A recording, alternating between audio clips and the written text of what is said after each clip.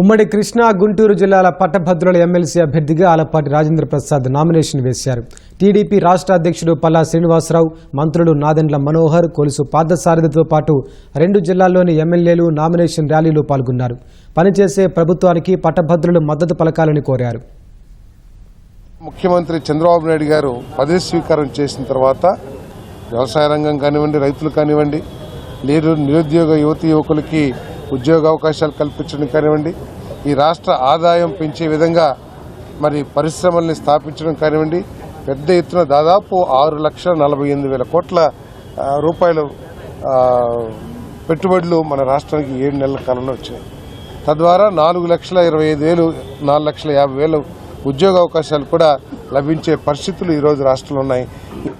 ఈనాడు పట్టభద్రులుగా ఎవరైతే ఉన్నారో వారందరికీ కూడా నా విజ్ఞప్తి ఏంటంటే, పనిచేసే ప్రభుత్వానికి, ప్రగతి సాధించే ప్రభుత్వానికి, ఈ రోజున మంచి ప్రభుత్వానికి 7 నెలలుగా కొనసాగుతున్నట్టు ఈ మంచి ప్రభుత్వానికి మద్దతు పలకాల్సినటువంటి బాధ్యత ఈరోజు పట్టభద్రుల మీద ఉంది అని చెప్పే భావన. ఆ రకంగా ఈ ప్రభుత్వం పనిచేసే ప్రభుత్వానికి మీరు మరొకసారి ఓటేయమని చెప్పి కోరుకుంటూ, అందరి సమస్యలు, విద్యా విధానం పట్ల కానీ, ప్రభుత్వ సంఘాల సమస్యల పట్ల కానీ నేను ఎప్పుడు కూడా మీతో కలిసి పనిచేస్తానని చెప్పి శాసనమండలి సభ్యుడినైతే ఈ రోజున ప్రజల తరఫున ప్రభుత్వానికి సారథిగా ఉంటానని చెప్పి విజ్ఞప్తి చేస్తూ సెలవు తీసుకుంటాను.